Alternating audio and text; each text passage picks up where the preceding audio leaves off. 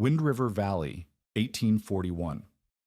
While his American neighbors raced to throw up cabins using 8-inch pine logs and simple mud chinking, Norwegian immigrant Olaf Hogan was still building in late September.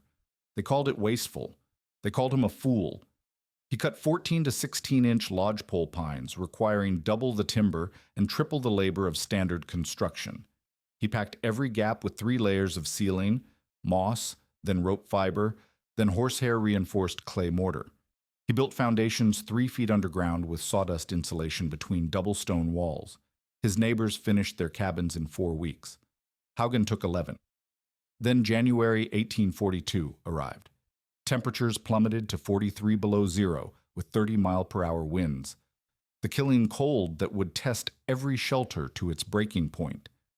Standard cabins failed. Families burned through 3 cords of firewood and still woke to ice forming on interior walls. But Haugen's cabin? It maintained 68 degrees using half the wood his neighbors consumed. 7 families abandoned their freezing cabins and crowded into his thermal island for survival. What did this Norwegian understand about heat storage and building physics that American frontier wisdom completely missed? If you value stories of practical wisdom that stood the test of time, make sure to subscribe. We've got more documented accounts worth remembering.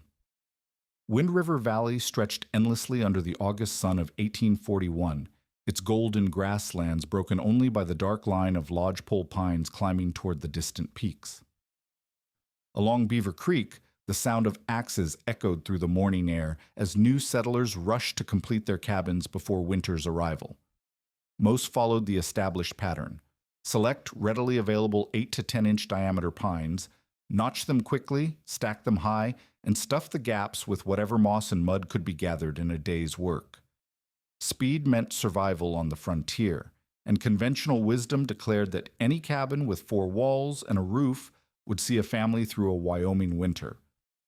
Olaf Hogan moved through the timber with different eyes.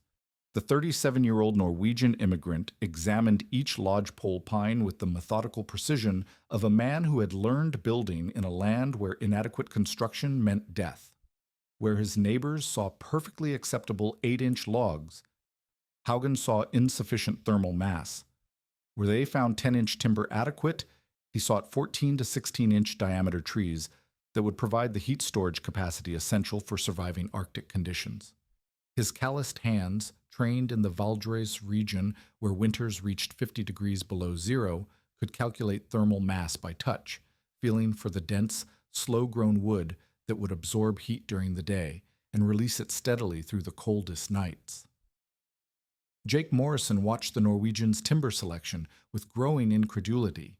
The Kentucky-born mountain man had survived 6 Wyoming winters using standard frontier construction methods, and Hogan's approach defied everything Morrison understood about practical building. "That fool's cutting trees twice the size he needs," Morrison told anyone who would listen at the trading post. "Waste of good timber and twice the work for no reason." Morrison's own cabin, completed in 3 weeks using conventional methods, had served him adequately through previous winters. When temperatures dropped, he simply fed more wood to his fire and accepted that frontier life meant waking to frozen water buckets and frost on the interior walls.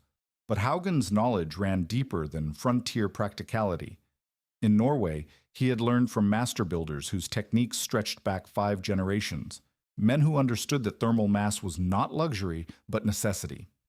Each 16-inch log contained more than twice the wood volume of Morrison's 10-inch timbers, creating what Norwegian builders called thermal batteries, massive wooden heat sinks that could store warmth during active firing periods and release it slowly over 6 to 8 hours.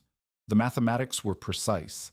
A 16-inch diameter log provided 201 square inches of wood cross-section compared to 79 square inches for Morrison's standard logs. That difference meant the ability to maintain interior warmth through the longest winter nights without constant fire tending. The mockery intensified as Haugen's construction methods became apparent to the growing settlement. Where neighbors stuffed moss between logs and daubed gaps with mud, a process that took 3 days at most, Haugen implemented a 3-layer chinking system that required 3 weeks of meticulous work.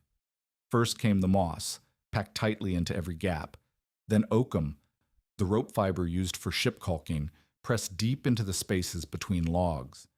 Finally, a carefully mixed clay mortar reinforced with horsehair, applied in thin layers that would flex with wood movement rather than crack and fall out during temperature swings. "Norwegian's still fussing with that cabin like he's building a church," Morrison declared as September arrived and Haugen continued his methodical construction. "Winter'll catch him still chinking logs while the rest of us are warm inside." The settlement consensus was clear. Haugen didn't understand American practicality. Frontier building meant adequate construction completed quickly, not the elaborate perfectionism of European craftsmen who had too much time and too many materials. Even Haugen's foundation work drew skepticism. While others set their first course of logs directly on stone foundations, following the quickest path from ground to walls, Haugen excavated 3 feet underground and built a double-wall foundation system. Inner and outer stone walls created a chamber that he filled with sawdust, creating an insulation barrier that would prevent the winter ground from conducting heat directly out of his cabin's floor logs. The additional labor required 2 weeks compared to the single day most settlers spent on foundation work. "Waste of good stone," the neighbors agreed as they watched Haugen's massive foundation take shape. "Ground's ground. No sense digging to China when you just need something level to set logs on." But Haugen understood thermal bridge theory from Norwegian construction practices. Heat moved through solid materials at predictable rates, and a standard stone foundation created a direct pathway for warmth to flow from interior floor logs into the frozen earth below. His insulated foundation would prevent that heat loss, maintaining interior temperatures while his neighbors' cabins bled warmth into the ground. By late September, as first snows dusted the higher peaks and morning frost appeared in the valley, Haugen completed his cabin construction. His massive stone fireplace drew final criticism from the settlement. Built with a 3-foot-deep hearth and heat-absorbing alcoves that extended into the cabin's interior, the fireplace used far more stone than the simple backwall designs his neighbors preferred. "Fire's a fire," Morrison declared. "Flame burns the same whether it's in a big fireplace or a small one. Norwegians just showing off with all that stonework." But Haugen knew what his critics didn't. Thermal mass applied to fireplaces as well as walls. His deep hearth would store approximately 50,000 British thermal units during evening firing, releasing 6,000 to 8,000 BTUs per hour for 6 to 8 hours after the fire died to coals. Morrison's thin-walled fireplace heated quickly and cooled quickly, requiring constant fire maintenance to provide consistent warmth. As October's first blizzard approached and temperatures began their descent toward the brutal cold of a Wind River winter, the difference between adequate construction and survival-grade building would soon become apparent to every settler in the valley. October brought the first test of frontier construction as temperatures dropped into the 20s and stayed there for days at a time. Jake Morrison's cabin, like most in the settlement, began showing the limitations of standard building methods. Morning frost appeared on the interior walls where warm, moist air from breathing and cooking condensed against cold log surfaces. Water buckets froze solid overnight, despite being placed near the fireplace. Most troubling, the gaps between logs seemed to widen daily as the timber shrank in the cold, breaking apart Morrison's mud chinking and creating air leaks that sucked warm interior air out while pulling frigid exterior air in. Morrison found himself rising twice each night to rebuild his fire, feeding split pine into flames that roared hot but failed to warm the cabin's far corners. His firewood consumption climbed from half a cord in September to a full cord in October, yet interior temperatures swung wildly from 75 degrees near the fireplace to 45 degrees along the outer walls. The mathematics of heat loss were working against every standard cabin in the settlement. 40% of generated warmth escaped through wall conduction, 35% through air infiltration where chinking had failed, 15% through uninsulated foundations, and 10% through doors and the single window each cabin possessed. 3 miles upstream, Olaf Hogan's cabin performed with the steady reliability of Norwegian engineering. His interior temperature held between 65 and 70 degrees, with fires built only in evening and morning, the massive 14-inch logs storing heat during active burning periods and releasing it slowly through the cold hours. His horsehair-reinforced clay mortar maintained its seal as the logs shrank, the flexible material contracting and expanding with the wood rather than cracking and falling out. Most remarkably, Hogan burned only 7/10 of a cord through October, while his neighbors consumed nearly twice that amount for inferior results. But instead of recognizing superior construction methods, the settlement doubled down on conventional frontier wisdom. Norwegians got lucky wood, became Morrison's explanation when pressed about the disparity in fuel consumption. Wait till real cold hits, others added, convinced that Hogan's performance was somehow artificial or temporary. The possibility that European building knowledge might surpass American frontier practicality challenged too many assumptions about New World superiority over Old World methods. At Fort Bridger, Sergeant William Holcomb recorded daily temperature readings that confirmed what old-timers sensed in their bones. This winter would test frontier construction beyond normal limits. His military thermometer showed December averaging 18 degrees colder than the previous decade, with frequent readings below zero and several days that never climbed above -10. Holcomb's meticulous records, taken at dawn, noon, and sunset, documented a weather pattern that would strain every heating system in the territory. The technical reasons for Hogan's superior performance became more apparent as November progressed. His thermal mass system operated on principles that frontier builders had never learned. Each 16-inch log functioned as a wooden radiator, absorbing heat during active firing periods when interior air reached 75 degrees, then slowly releasing that stored energy as temperatures dropped. The massive logs heated slowly but cooled slowly, maintaining steady interior conditions for 6 to 8 hours after fires died to coals.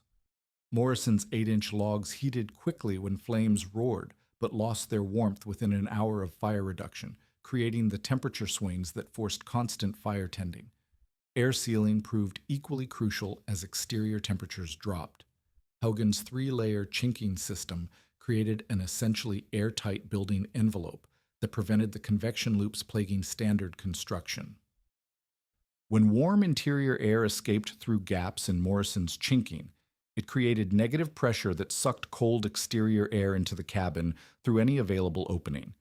This constant air exchange meant Morrison was essentially heating the outdoors, with fresh cold air entering as fast as interior air could be warmed. Foundation thermal bridging compounded the problem. Morrison's logs rested directly on stone foundations that conducted ground cold into the cabin's structural wood. Even with roaring fires, the floor logs stayed cold, chilling the air near the cabin floor and creating uncomfortable drafts. Hogan's double-wall foundation with sawdust insulation prevented this heat loss, maintaining warm floor temperatures that contributed to overall interior comfort.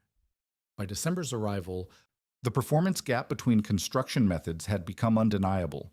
Standard cabins required constant fire maintenance, consumed enormous quantities of firewood, and still failed to maintain comfortable living conditions. Families slept in shifts to keep fires burning, wore coats indoors, and crowded into single rooms to concentrate what heat they could generate. Children developed persistent coughs from breathing cold, damp air, and adults suffered from the exhaustion of constant fuel gathering and fire tending. Hogan's family, meanwhile, lived in comfort that seemed almost luxurious by frontier standards. They slept in separate rooms, worked without heavy clothing inside their cabin, and maintained a regular schedule of twice-daily firing that provided consistent warmth. Visitors noticed the difference immediately.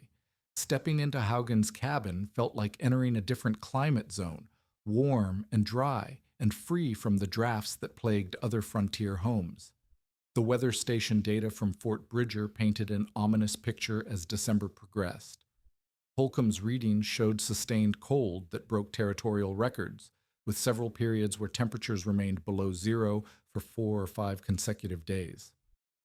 Old-timers who had survived decades of Wyoming winters began predicting what they called a killing winter, the kind of sustained cold that would test every aspect of frontier survival preparation. As 1841 drew to a close, the settlement faced a growing crisis. Firewood reserves that should have lasted until March were already half depleted. Families rationed fuel.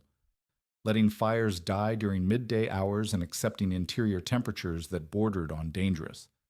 Some began burning furniture and personal possessions to supplement their dwindling wood supplies, while others talked of abandoning their claims and retreating to Fort Bridger until spring. But the real test was yet to come.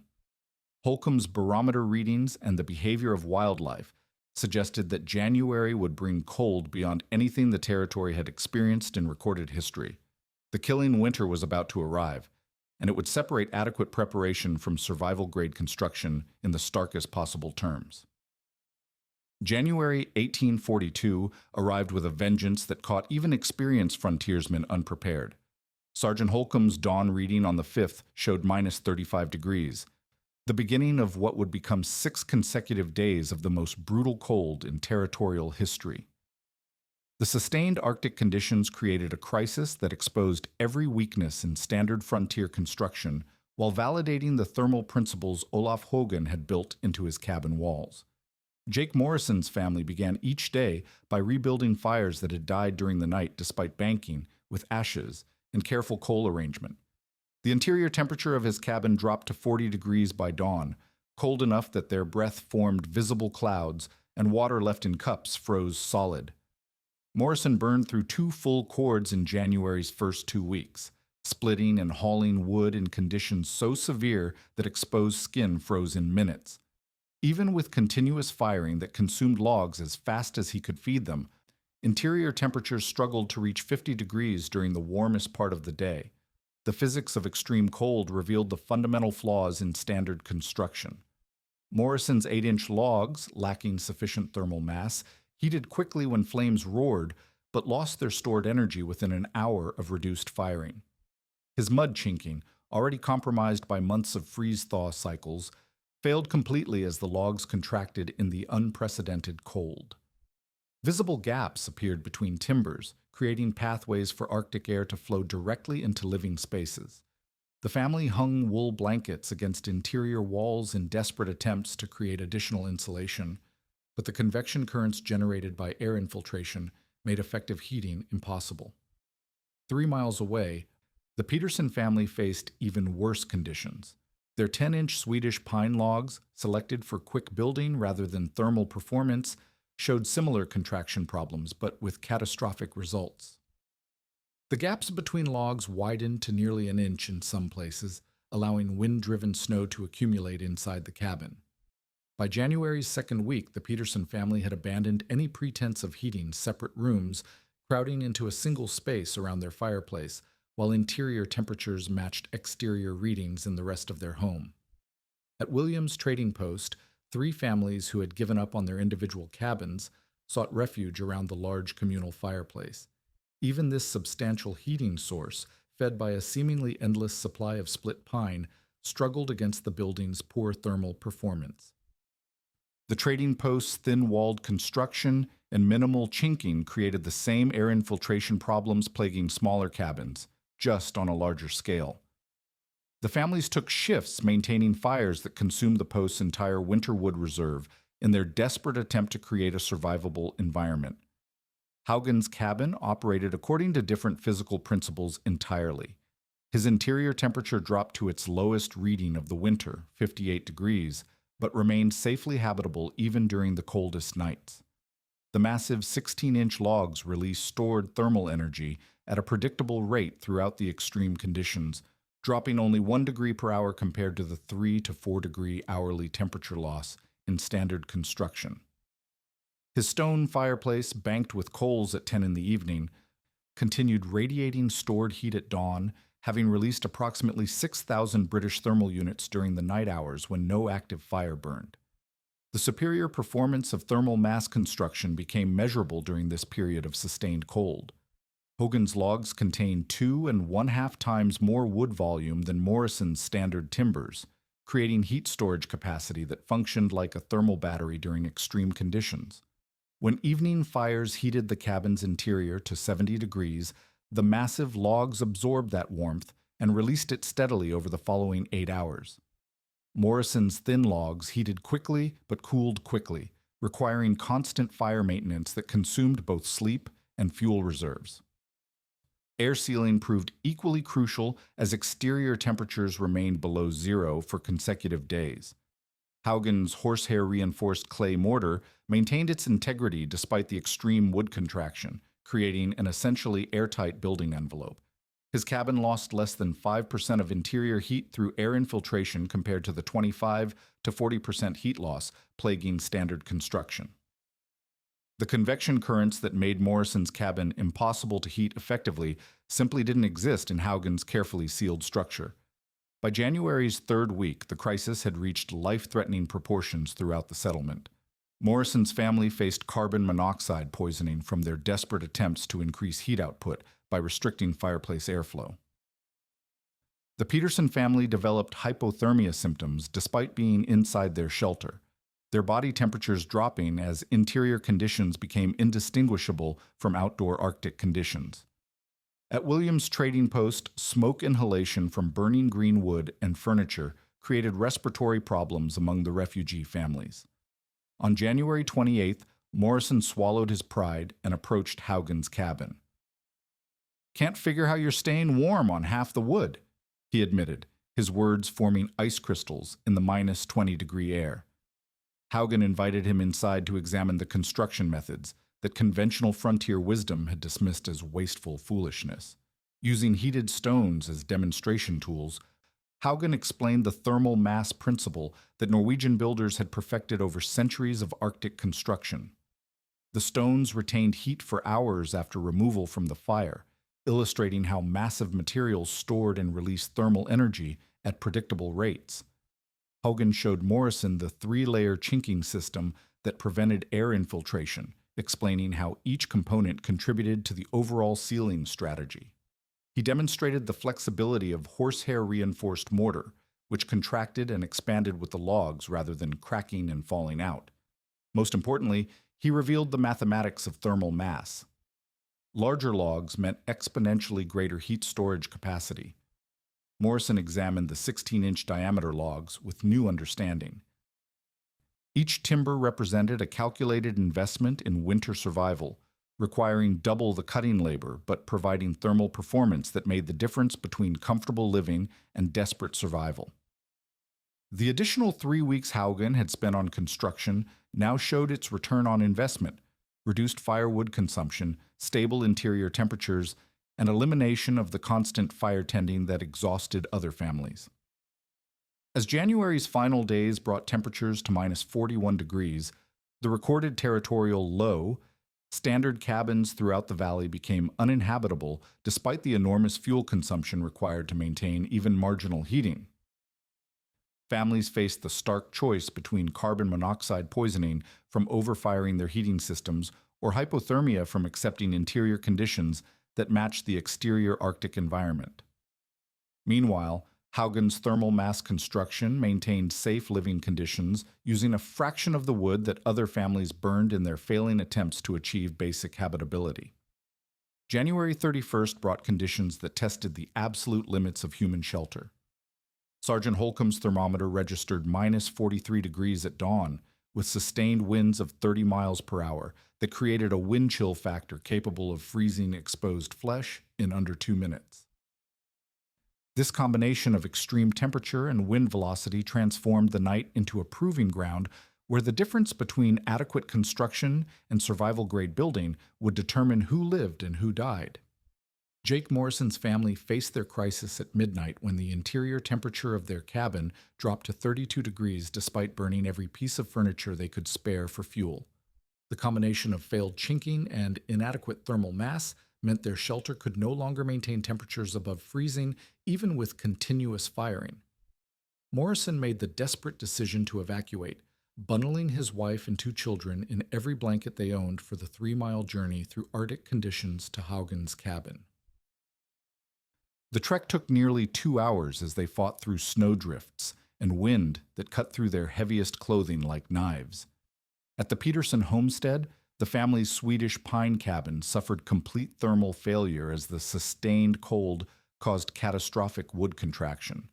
Gaps between logs widened to allow wind-driven snow to accumulate inside their living space, creating interior conditions that matched the exterior blizzard.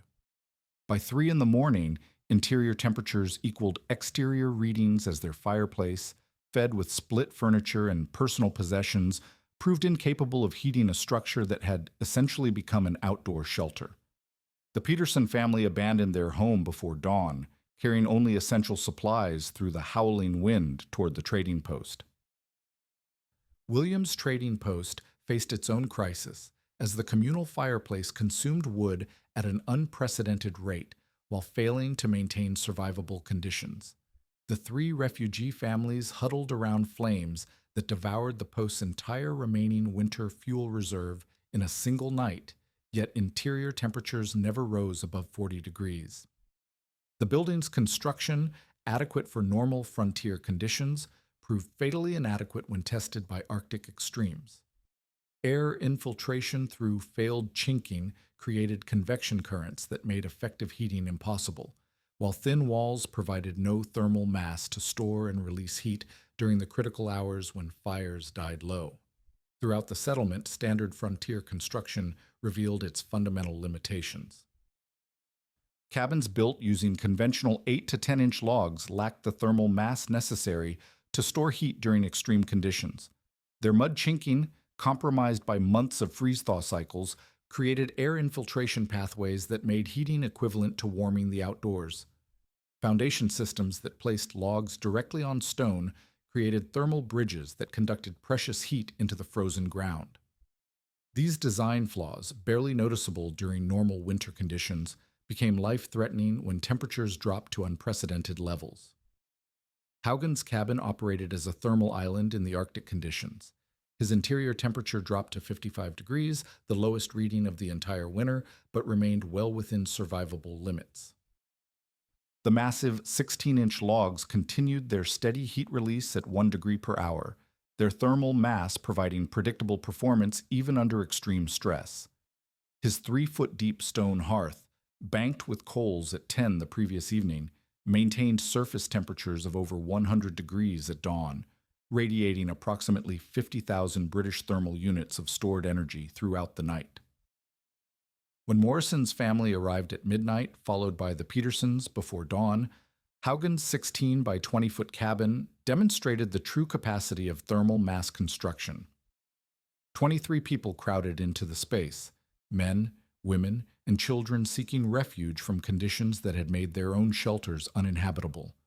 Despite the overcrowding, the cabin's interior temperature rose to 68 degrees with a single morning fire, the thermal mass system proving capable of heating far more people than originally designed for without compromising performance. The physics of thermal storage became dramatically apparent during this crisis. Each of Hogan's 16-inch logs contained 201 square inches of wood cross-section compared to 79 square inches in Morrison's 10-inch timbers.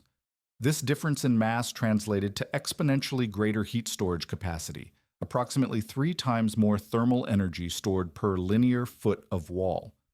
When multiplied across an entire cabin structure, this thermal mass advantage meant Hogan's walls functioned as a massive heat battery capable of sustaining comfortable temperatures for hours without active firing. The 3-layer chinking system proved equally crucial under extreme conditions. While standard mud chinking throughout the settlement failed catastrophically as logs contracted, Hogan's horsehair-reinforced clay mortar maintained its seal integrity. The flexible mortar contracted and expanded with the wood movement, preventing the air infiltration that made other cabins impossible to heat effectively. Wind pressure of 30 miles per hour, sufficient to drive snow through gaps in standard chinking, found no entry points in Hogan's carefully sealed structure. Foundation thermal bridging, a concept unknown to most frontier builders, demonstrated its importance as ground temperatures dropped to unprecedented depths. Standard stone foundations conducted heat from interior floor logs directly into the frozen earth, creating a constant drain on heating systems. Hogan's double-wall foundation with sawdust insulation prevented this heat loss, maintaining warm floor temperatures that contributed significantly to overall interior comfort. The insulation barrier, invisible but essential, prevented approximately 15% of potential heat loss that plagued every other structure in the settlement. As dawn broke on February 1st, and temperatures began their slow climb toward minus 15 degrees. The community gathered in Hogan's cabin represented a complete reversal of social dynamics. The Norwegian immigrant, mocked 6 months earlier for his wasteful construction methods and excessive attention to thermal performance, had become the settlement's savior. His cabin provided the only reliably heated space in the valley, sheltering families whose own homes had proven inadequate when tested by conditions that exposed every flaw in conventional frontier building wisdom. The measurable results of the night told the complete story. Standard cabins had consumed 4 to 6 cords of wood in their desperate attempts to maintain survivable conditions, yet still failed to protect their occupants from hypothermia and carbon monoxide poisoning. Hogan used 1/3 quart of fuel while maintaining safe, comfortable conditions for more than 3 times his cabin's intended occupancy. Construction time that had seemed excessive now showed its survival value. 11 weeks of careful building had created a thermal refuge capable of sustaining life when quick, adequate construction proved deadly. The crisis had transformed mockery into respectful recognition, but more importantly, it had demonstrated the life-or-death difference between building for normal conditions and building for the worst-case scenarios that inevitably arrived on the frontier. Winter, as Hogan knew from Norwegian experience, never negotiated with construction schedules or fuel budgets. It simply tested every structure to its absolute limits and separated survival-grade preparation from dangerous inadequacy. February brought not triumph, but quiet instruction as Olaf Hogan moved through the settlement, helping neighbors repair and rebuild their failed heating systems. There were no declarations of vindication, no reminders of previous mockery, simply the practical work of transferring knowledge that meant the difference between survival and death in future winters. Jake Morrison, his pride tempered by nearly losing his family to hypothermia, became Haugen's most attentive student as the Norwegian demonstrated the 3-layer chinking system that had kept Arctic air from penetrating his cabin walls. Morrison watched Haugen mix horsehair-reinforced clay mortar, learning the precise ratios that created flexible sealing compound capable of expanding and contracting with wood movement. The technique required patience foreign to frontier building practices. Thin layers applied methodically, each allowed to partially cure before the next application. Hogan explained how the horsehair fibers distributed throughout the clay prevented cracking under thermal stress, maintaining seal integrity through temperature swings that shattered conventional mud chinking. Morrison documented the process in his journal, noting that proper mortar preparation took 3 days compared to the single afternoon he had previously devoted to chinking his entire cabin.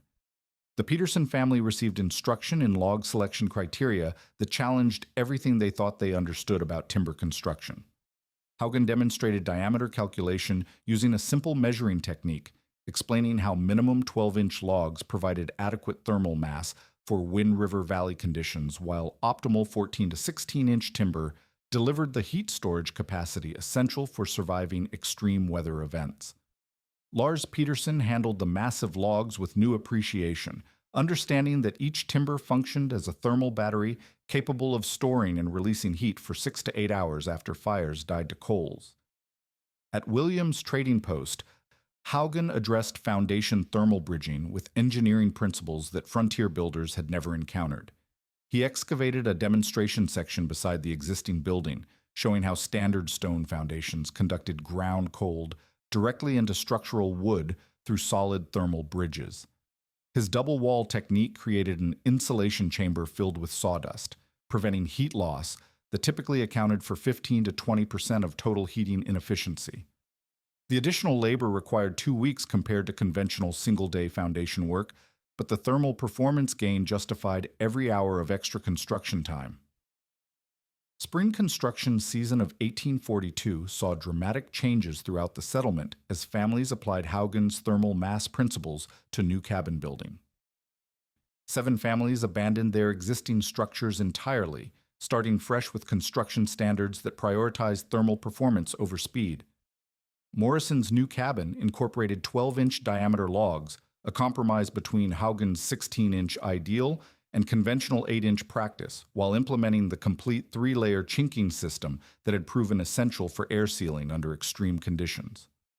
The Peterson family rebuilt using 14-inch lodgepole pine, selected according to Hogan's thermal density criteria, timber that required nearly double the cutting and hauling labor of their original construction, but provided heat storage capacity essential for comfortable winter living.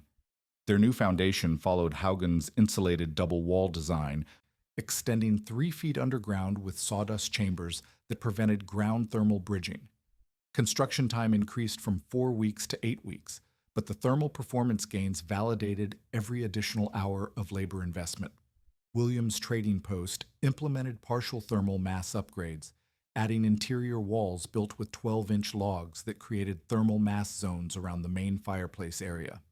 The retrofit approach provided measurable heating improvements without complete reconstruction, demonstrating how existing structures could incorporate Norwegian thermal principles through strategic modifications rather than total rebuilding.